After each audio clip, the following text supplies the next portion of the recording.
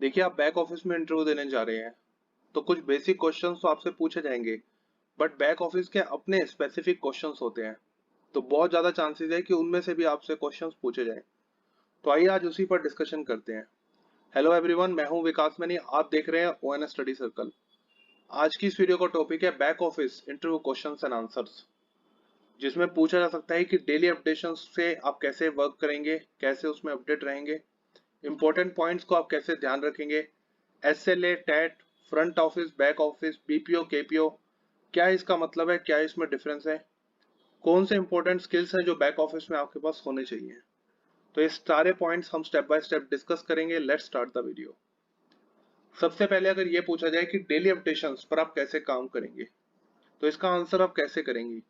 Daily updations का मतलब है डेली बेसिस पे अगर प्रोसेस में कुछ अपडेशंस आ रही है, तो सबसे पहले आप बताएं कि सर इसको आप कैटेगरी वाइज आप मेंटेन करेंगे। जैसे अगर अकाउंट रिसीवेबल डिपार्टमेंट में है तो कस्टमर वाइज या कस्टमर की लोकेशन वाइज आप एक डाटा को मेंटेन करेंगे।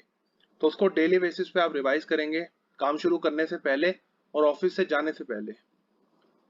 और डेली अपडेशन जो है आप उसको इम्पोर्टेंस के हिसाब से उसको रैंक करेंगे। जो हाईली इंपॉर्टेंट है उसको आप हाईली फोकस करेंगे, लीस्ट इंपॉर्टेंट को आप वंस इन अ डे या फिर वंस इन अ वीक आप फोकस करेंगे। और डेली अपडेशन में आप ये भी ध्यान रखेंगे कि अगर प्रोसेस में कुछ चेंज करने की जरूरत है डेली अपडेशन की वजह से, तो उसको भी आप अपने सीनियर से कंसल्ट करके अपडेट करेंगे। अगला क्वेश्चन ये पूछा जा सकता है कि जो इंपॉर्टेंट पॉइंट्स है उसको आप कैसे ध्यान रखेंगे। मीनवाइल मैं आपसे रिक्वेस्ट करना चाहूंगा, अगर आपको हमारा एफर्ट्स पसंद आ रहा है तो इस वीडियो को लाइक और शेयर जरूर करें और हमें मोटिवेट करें इस चैनल को सब्सक्राइब करके।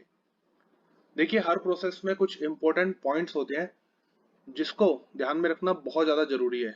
अगर उसको हमने मिस किया तो बहुत ज्यादा गलतियां हो सकती हैं, उसके रिजल्ट जो है वो बहुत अपोजिट हो सकते हैं। तो अगर ये पूछा जाए कि इंपॉर्टेंट पॉइंट्स जो है उसको आप कैसे ध्यान में रखेंगे, तो इसका आंसर आप करेंगे कि सर आप एक लिस्ट बनाएंगे सारे इंपॉर्टेंट पॉइंट्स की और डेली बेसिस पे आप उसे रिवाइज करेंगे। और कई बार क्या होता है कि आप मल्टी प्रोसेस में वर्क करते हैं। जैसे फॉर एग्जांपल आप बिलिंग की ऑडिटिंग भी करते हैं और आप बिल को रेट भी करते हैं। तो प्रोसेस के हिसाब से किस प्रोसेस में क्या इंपॉर्टेंट पॉइंट्स है, आप प्रोसेस वाइज भी इंपॉर्टेंट पॉइंट्स जो है उसको मेंटेन करेंगे, एक डाटा मेंटेन करेंगे। इससे आपको बेनिफिट क्या होगा, कभी एक प्रोसेस से दूसरे प्रोसेस में अगर आपको स्विच किया जाता है ड्यू टू अर्जेंसी, जैसे फॉर एग्जांपल आप बिल की ऑडिटिंग करते हैं, आपको रेटिंग में अगर शिफ्ट किया जा रहा है, तो उस केस में रेटिंग के जितने भी इंपॉर्टेंट पॉइंट्स है आप काम स्टार्ट करने से पहले एक बार सारे पॉइंट्स जो है वो रिवाइज कर लेंगे। तो इससे गलतियों के चांसेस भी बहुत कम होंगे और आप स्पीडी मैनर में काम कर पाएंगे। अगला क्वेश्चन अगर ये पूछा जाए कि एसएलए और टैट इसका क्या मतलब होता है। एसएलए की फुल फॉर्म होती है सर्विस लेवल एग्रीमेंट, मतलब किस लेवल की आप सर्विस देंगे और कैसे देंगे। जब कंपनी इसके एक कॉन्ट्रैक्ट करती है अपने क्लाइंट से कि हम आपको क्या सर्विस देंगे और कैसे देंगे, जनरली इसमें बताया जाता है कि किस क्वालिटी की सर्विस दी जाएगी और कितने टाइम में सर्विस जो है वो कंप्लीट कर दी जाएगी।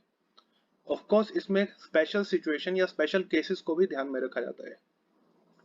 टीएटी इसकी फुल फॉर्म है टर्न अराउंड टाइम। एक पर्टिकुलर टास्क, एक पर्टिकुलर काम जो है कितने टाइम में कंप्लीट हो जाता है या हो जाना चाहिए, उसको कहा जाता है टर्न अराउंड टाइम। इसमें एक होता है स्टैंडर्ड, एक होता है एक्चुअल। मतलब अगर स्टैंडर्ड बनाया गया 5 मिनट्स कि पर्टिकुलर काम आपका 5 मिनट में हो जाना चाहिए, एक्चुअल में उसमें लगे 7 मिनट्स, तो that means turn around time जो है वो 2 मिनट से ज्यादा है जो एक्चुअल आपका। तो ये टैट जो है टर्न अराउंड टाइम, ये कैसे डिसाइड होता है। ये डिसाइड होता है, देखा जाता है इसमें कि प्रोसेस जो है वो जनरल कितना है और उसमें क्वायरीज कितनी आती है, प्रोसेस की सिंप्लिसिटी और उसकी कॉम्प्लेक्सिटी कितनी है, स्पेशल केसेस कितने आते हैं। तो ऐसे बेसिक फैक्टर को ध्यान में रख के टैट टर्न अराउंड टाइम बनाया जाता है। अगला क्वेश्चन ये पूछा जा सकता है कि बैक ऑफिस में काम करने के लिए कौन से इंपॉर्टेंट स्किल्स हैं जो आपके पास होने चाहिए। देखिए, बैक ऑफिस बेसिकली एक डेस्क जॉब होती है और कहीं ना कहीं हम उसमें एक्सेल का भी बहुत ज्यादा यूज करते हैं। और एक्सेल में आपके पास बैक ऑफिस के लिए स्पेशली फॉर्मूलाज और फंक्शंस, इस पर आपकी स्ट्रॉन्ग ग्रिप होनी चाहिए। फॉर्मूलाज पर हम बेसिक फॉर्मूलाज को कवर कर सकते हैं, जैसे sum, sum if, count ifs, average ifs, if and और, लुकअप के formula V lookup, H lookup, offset, subtotal. Functions में फिल्टर के फंक्शन, एडवांस फिल्टर, पे special, go to, conditional formatting, format cells, find और replace. और back office में आपको type भी करना होता है, तो आपसे ये एक्सपेक्ट किया जाता है कि आपकी टाइपिंग स्पीड अच्छी होगी। तो इसमें एवरेज कम्युनिकेशन स्किल्स की रिक्वायरमेंट होती है। आपके कम्युनिकेशन स्किल्स एटलीस्ट इतने होने चाहिए कि आप कस्टमर की बात को समझ पाए और उसको मेल पर रिवर्ट कर पाए, या फिर अगर जरूरी है तो उसको फोन पर रिप्लाई कर पाए। अगर इतने कम्युनिकेशन स्किल्स हैं तो you are ready to go to work in back office. अगला क्वेश्चन ये पूछा जा सकता है कि फ्रंट और बैक ऑफिस में क्या डिफरेंस है। देखिए, फ्रंट और बैक दोनों ही केसेस में हम बात करते हैं कस्टमर डीलिंग की। अगर कस्टमर से डायरेक्ट डीलिंग है, फ्रंट में आप कस्टमर से डीलिंग कर रहे हैं, तो उसे कहा जाता है फ्रंट ऑफिस। अगर डायरेक्ट डीलिंग आपकी नहीं है कस्टमर से, तो इसे कहा जाएगा बैक ऑफिस। अगर कुछ एग्जांपल्स की बात करें तो फ्रंट ऑफिस में कस्टमर केयर आता है। इवन दो वो डायरेक्टली कस्टमर को देख नहीं रहे, बट डायरेक्ट उनका इंटरेक्शन है कस्टमर से, इसलिए फ्रंट ऑफिस का पार्ट है। बैंक में जो क्लर्क है या फिर जो एजेंट है शोरूम में, ये सभी कहीं ना कहीं कस्टमर से डायरेक्ट इंटरेक्शन में इन्वॉल्व होते हैं। बैक ऑफिस की अगर हम बात करें, कोई सर्विस या रिपेयरिंग सेंटर है, कस्टमर केयर ने कस्टमर की कंप्लेंट बुक करी और जो भी पर्टिकुलर, फॉर एग्जांपल मोबाइल था, रिपेयरिंग सेंटर में भेज दिया। रिपेयरिंग सेंटर का कस्टमर से डायरेक्ट इंटरेक्शन नहीं है, तो इसलिए बैक ऑफिस है। कोई ऐसा डिपार्टमेंट है जो डॉक्यूमेंटेशन बनाता है या फिर डॉक्यूमेंटेशन वेरीफाई करता है, तो वो भी बैक ऑफिस का एग्जांपल है, क्योंकि इसमें कस्टमर से डायरेक्ट इंटरेक्शन इन्वॉल्व नहीं है। अगला क्वेश्चन ये पूछा जा सकता है कि बीपीओ और केपीओ क्या इसका मतलब है, क्या इसमें डिफरेंस है। बीपीओ की फुल फॉर्म है बिजनेस प्रोसेस आउटसोर्सिंग, केपीओ की फुल फॉर्म है नॉलेज प्रोसेस आउटसोर्सिंग। एक बात इसमें कॉमन है, दोनों ही केसेस में हम प्रोसेस को आउटसोर्स कर रहे हैं। दैट मीन्स किसी ना किसी काम के आउटसोर्सिंग है इसमें। बट बीपीओ में बिजनेस, केपीओ में नॉलेज। तो दैट मीन्स अगर हम बात करें केपीओ की, तो इसमें एक स्पेशलाइज्ड आपके पास नॉलेज होनी चाहिए, तभी आप केपीओ में काम कर सकते हैं। For example legal, accounting, export import, कोई टेक्निकल नॉलेज या फिर कोई अदर, जो भी उस पर्टिकुलर डिपार्टमेंट या कंपनी की रिक्वायरमेंट है। और इसके साथ साथ आपके पास जो बीपीओ के स्किल्स हैं वो भी होने चाहिए।